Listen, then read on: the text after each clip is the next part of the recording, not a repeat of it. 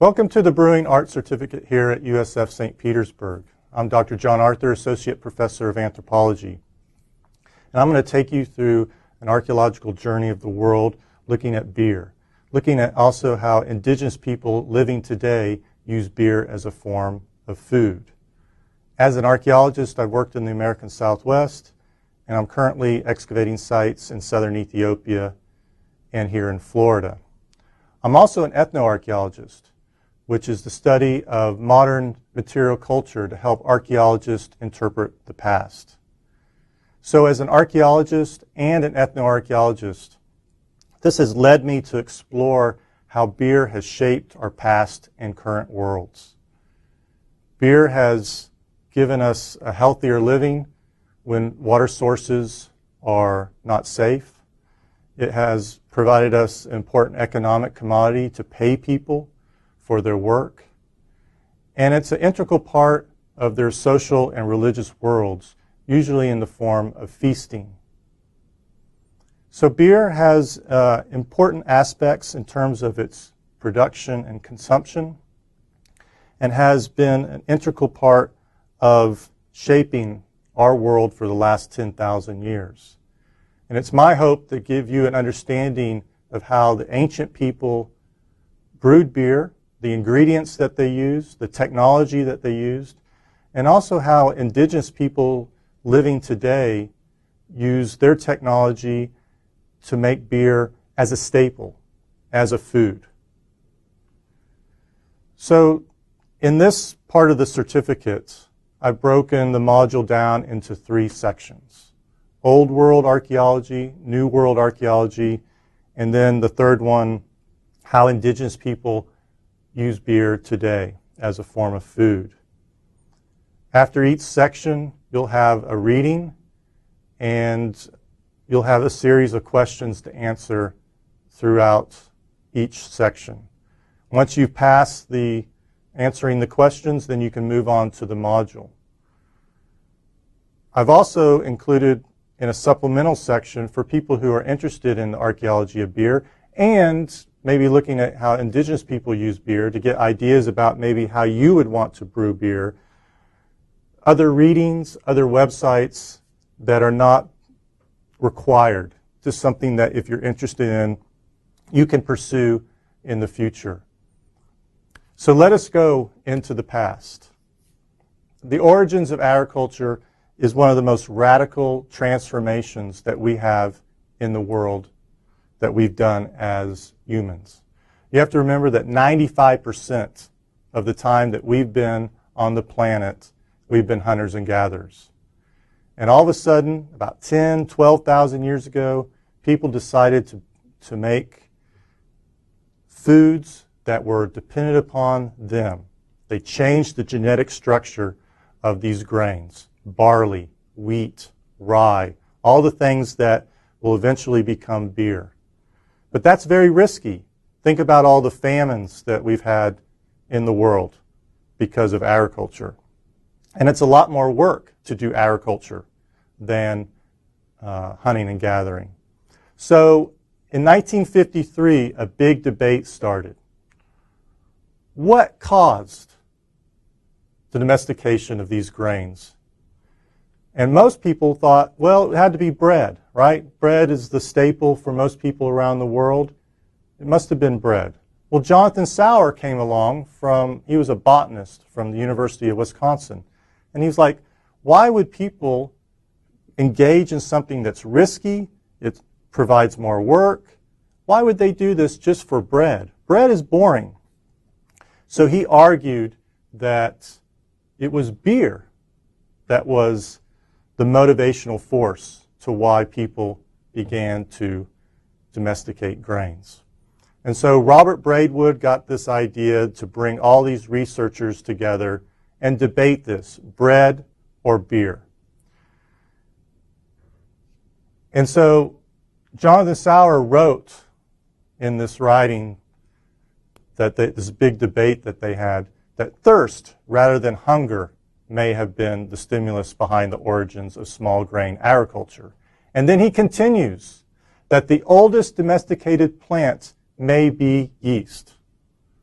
But this was 1953. There was not a lot of archaeology that had been done on beer, and people were very skeptical.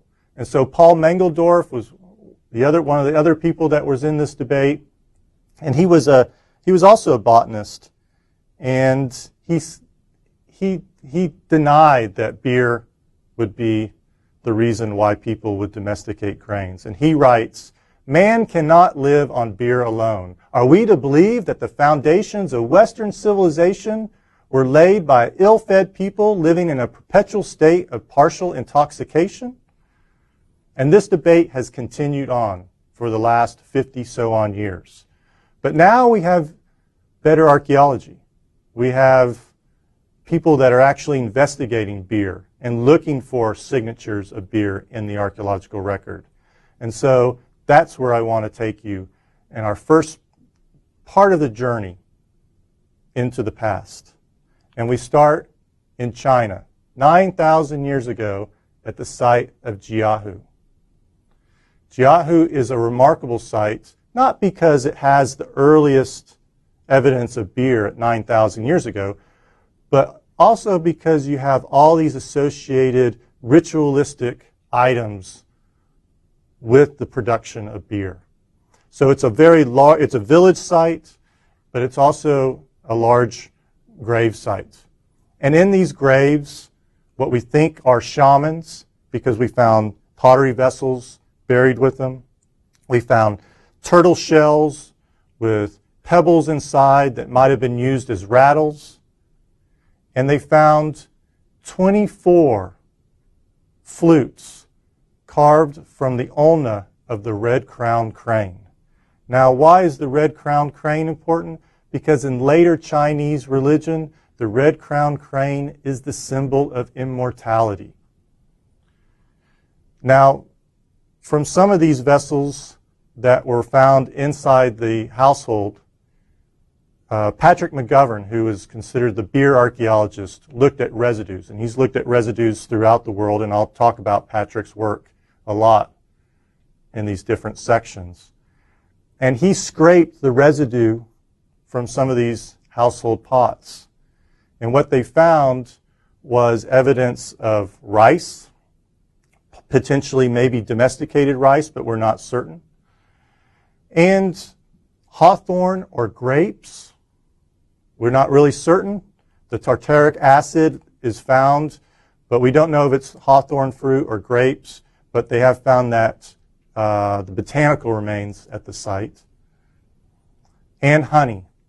So you've got rice, potentially domesticated, so it might be the earliest domesticated rice in the world. You've got hawthorn fruit or grapes, and you've got honey, all made into a mixture, into a fermented beverage that would be very different than the beers that we drink today.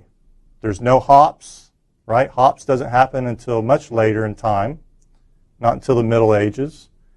So we have to think about beer very differently 9,000 years ago, 5,000 years ago, 3,000 years ago as we take this journey.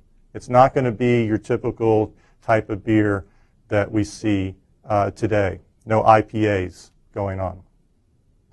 Another part of the remarkable part of the site is that on some of the vessels they found potentially the earliest writing of Mandarin Chinese.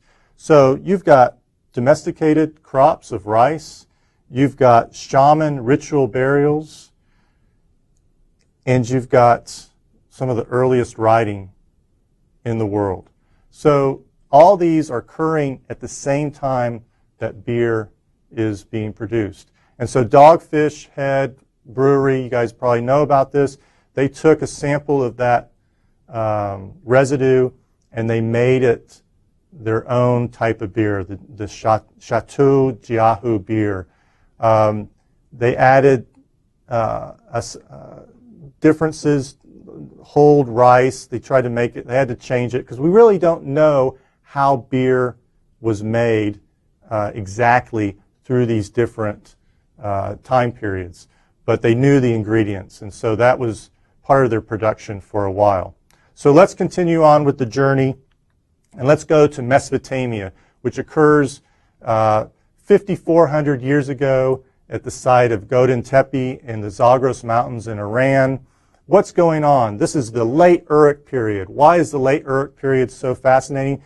Because we have the earliest judicial system occurring. We have the earliest writing in the form of clay tablets called cuneiform.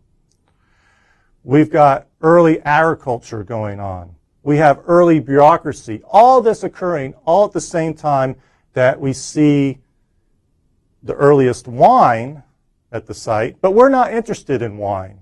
We're interested in beer, right? So at the same site that they found the earliest wine, they found a large vessel. It's about 50 liters. And they found residues on the inside. And those residues are calcium oxalate. And that's what's called brewer's stone. And that's a kind of an acid. It's not something that brewers want to find in their beer because it's potentially poisonous.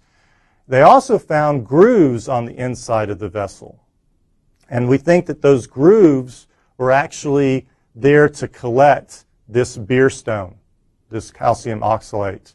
And interesting alone that they found calcium oxalate in some of the modern day breweries. So they compared the two, and that's sure enough, that's what it is. So we know that that is a byproduct of barley beer production. They also found barley on the floor of the room where this pot was found. So it's pretty good evidence that they were making barley beer at 5,400 years ago, at the same time that we've got the earliest writing in the world, the earliest judicial system, the earliest bureaucracy, and also the earliest irrigation systems that are occurring in the world. The type of technology that they were using, they had these stoppers that you see on the slide. They're like these little red, little round cylinders.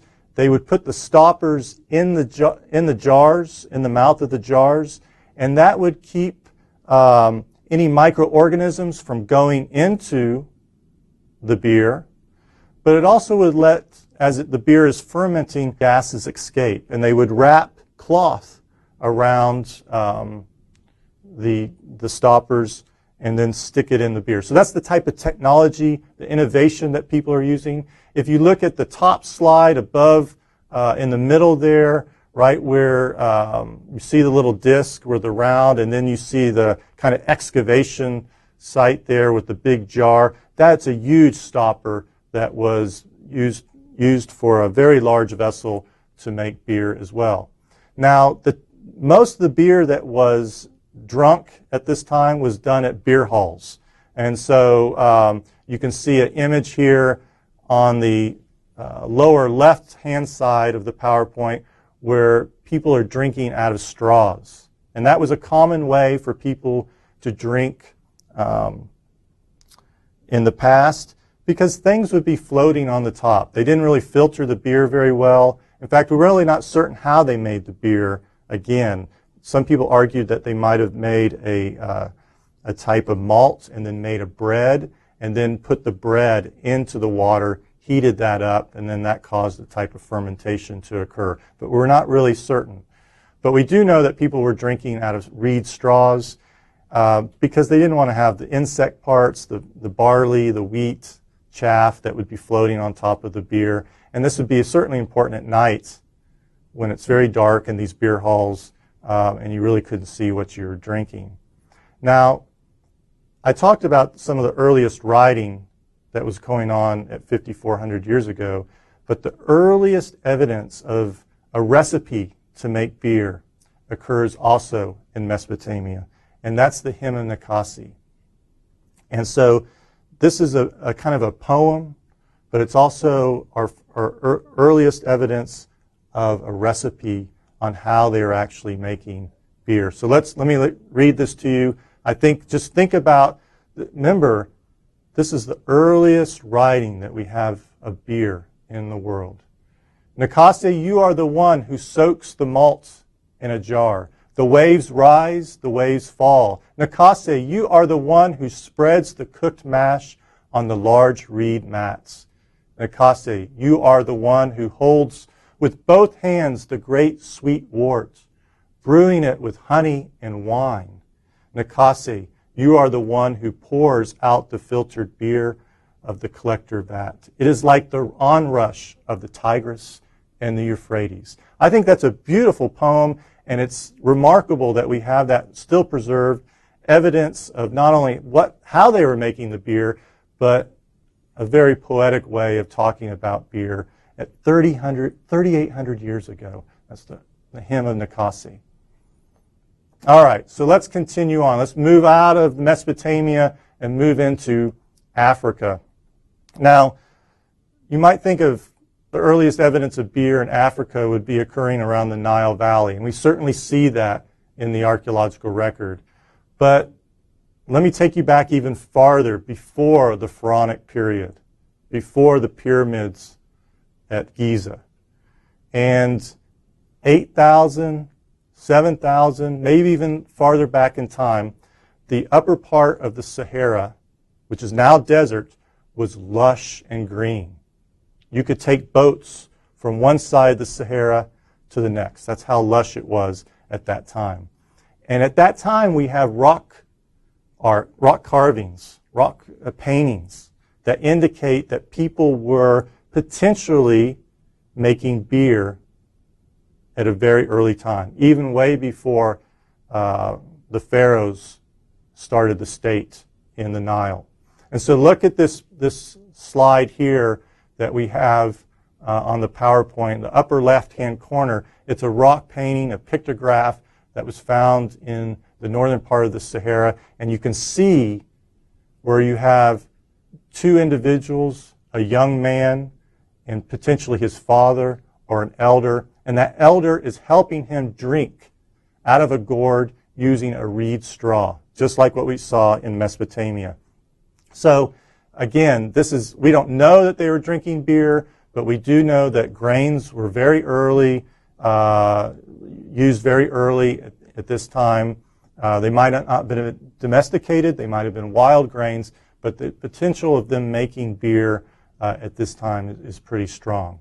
When we go into a little bit later, we see that around 5,400 years ago, the potential of seeing early beer in the Nile. And if you look at the slide again, you've got two large vats that you see.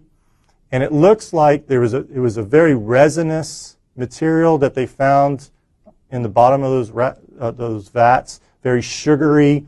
And they found barley, wheat, residues from this. And so we think that they were probably mashing the malt in these vats.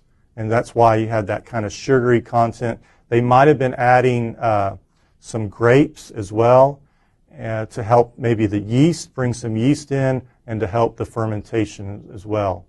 So this is some of the earliest evidence that we have of beer production in Egypt at 5,400 years ago, and we certainly have it later on. We know from the writings, the hieroglyphic writings in Egypt, that beer was an important staple, not just for the commoners, but also for the elite.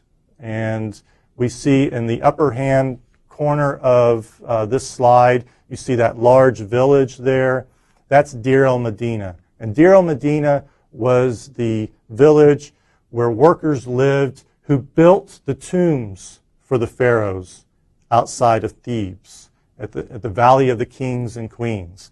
And so there we have lots of evidence that people were drinking beer, and that beer was actually a commodity. It was an important way to be compensated for working for the pharaoh. And we also have the earliest evidence of a strike that occurred in the world when the pharaohs refused to pay the workers to build the tomb. They just stopped working and said, hey, you're not supplying us with beer, you're not supplying us with other types of food, therefore we're going to stop. And therefore the pharaoh, of course, relented, and he wanted his tomb to be built so that he could live in the afterlife, and he started to give them beer again. So beer is related to the earliest strike in the world, workers' strike. We also see later on at the site of El Amarna, in the lower right-hand corner, you see a man drinking again with a straw and being helped potentially by maybe a slave or one of his house workers, and he's drinking out of this gourd, drinking potentially beer, all right? Because you wouldn't be drinking wine with a straw. So we have a lot of different images of beer drinking in Egypt. And then we can go later on, about 1,400 years ago, we go south down into the Nile, and you see here on the slide, the very lower left-hand corner, those very steeped pyramids. And that's in Nubia. That's in present-day Sudan, near Khartoum. And there, George Almelagus, he's at Emory University now, he excavated a number of grave sites there. And they found that everybody from infants all the way to the elderly had tetracycline residues in the bones. And then they found that the beer vats were made out of these kind of mud containers. And in those mud containers, there was a bacteria, streptomyces. And the streptomyces turns into tetracycline. And so they were drinking the beer, but they were also drinking tetracycline, an antibiotic. And so this was making them feel healthier. It was helping their bones.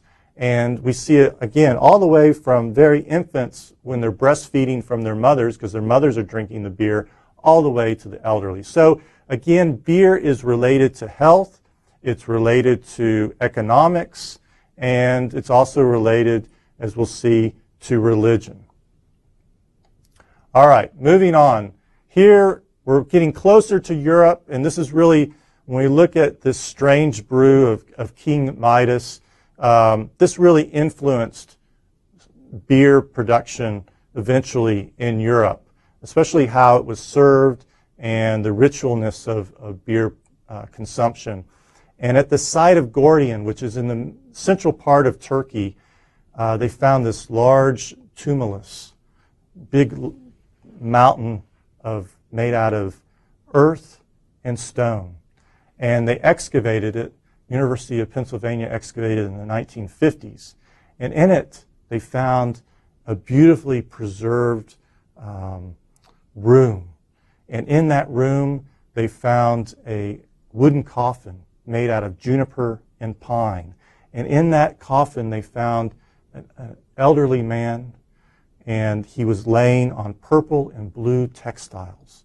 And in the corner of this room where he was buried, they found 150 some odd bronze vessels, vats, jugs, bowls, and this is the largest evidence of beer serving in the world. And they did residues from these serving vessels, and they found, again, Patrick McGovern from University of Pennsylvania, he found this very strange type of brewing.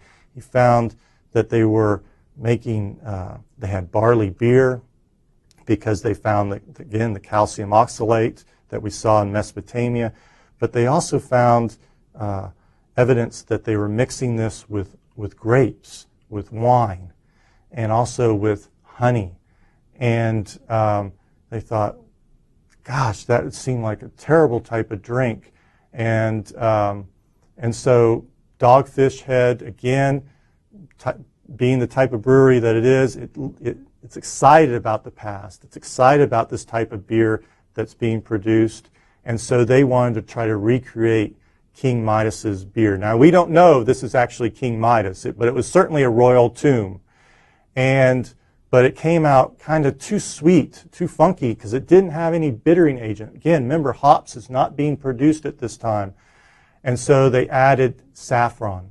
And saffron gave it a nice color, added a little bittering agent to it. And now you can buy this. It's a very popular type of beer, very high in the alcohol content, around 9%. But they've won some awards as well. So this type of consumption of beer with the different types of bowls and vats and jugs that were so prominent during this time in Turkey, this eventually moved towards Europe. And we start to see this in different parts of Europe, especially the Carpathians, up into Germany, and eventually into Scandinavia. And that's our next stop. So in the Nordic area, Denmark, Sweden, Norway, beer and dancing were a very important part of feasting. And we can see, if you go to the PowerPoint, you can see on the lower left-hand side, that's a rock etching. And they're all over Scandinavia. And what they indicate is that people were dancing, acrobats, tumblers, dancing, probably with drinking a lot, dancing nude, as we can see in the picture. And so feasting was a very important part of Scandinavian life at this time, about 3,700 years ago, even before we see the evidence of King Midas in Turkey. But they found another site that was very much like what we saw in Turkey, a large earthen tumulus called Urkveld. And in this site, perfectly preserved, they found an oak coffin. And in that oak coffin, they found a woman, young woman. And her bones were still there, of course, but she wasn't like a bog body or anything like that. But they found, as you can see on the PowerPoint in the upper middle part, perfectly preserved dress that she wore, a leather dress. And we see that type of leather dress in some of the rock carvings that we see along in parts of Scandinavia. And at the foot of her coffin was a birch bark container. And in that birch bark container, there was resin as well. And so, again, our good friend Patrick McGovern took some of that resin and scraped it and found a very interesting aspects of beer production that was very different than what we see in different parts of the world. And again, made with lots of different ingredients. Okay? So it was made with cowberries, very sweet, cranberries, wheat grains, filaments of bog myrtle type of plants, and pollen from the lime tree, meadowsweet flowers, and white clovers, all mixed together to make this type of beer. And so it's more of a sweet beer. We can actually, if you look at the PowerPoints, and you can see in the middle part on the left side, that's a microscopic photo taken of some of the residue that was found inside this birch bark container. And you can see that the big, large kind of picture there is the lime pollen.